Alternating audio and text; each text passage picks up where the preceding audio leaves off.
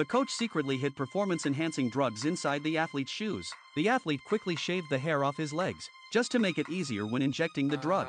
After finishing, he placed the syringe inside a soda can and quietly tossed it into the trash when no one was looking, to make sure their secret wouldn't be exposed. His assistant would use concealer to cover the injection marks. Using this method, Matt won 5 consecutive world championships, but doing something like this repeatedly, it was only a matter of time before he got caught. On this day, right before a race, the team received a notice from the organizers about a surprise blood test. The coach claimed the athlete was in the shower and deliberately kept the tester waiting outside. Matt panicked. He quickly dug out a saline bag from the locker and rushed to inject it into his system. The purpose was to dilute the erythropoietin in his bloodstream. If the level exceeded 50, it would be considered doping. With the tester knocking non-stop, the coach had no choice but to squeeze the bag with all his strength. Thankfully, after their frantic effort, the levels finally dropped below 50, and they managed to dodge the bullet. During the race that followed, Matt exploded with unbelievable power, leaving all the other competitors far behind. Just like that, he stood on the podium once again.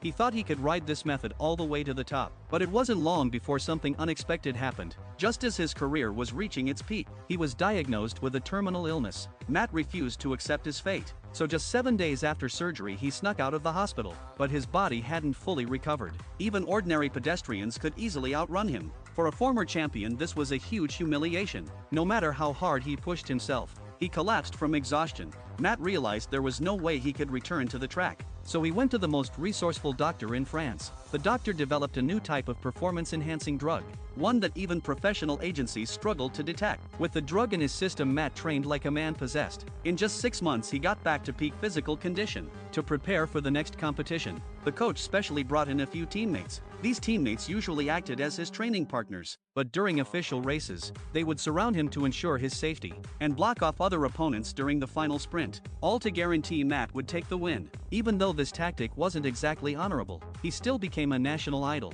For a while after that, endorsement deals came pouring in, earning him more money than he could ever spend. Maybe out of guilt, Matt donated part of his fortune to children with cancer. It was the only thing that gave him some peace of mind. But with the arrival of a new teammate, Matt's fate took a drastic turn. At first, Mustache was just like the others, joining Matt in injecting drugs and playing a stepping stone in his path to victory. But over time, Mustache's mindset began to change. Why was it always Matt standing on the podium and never him?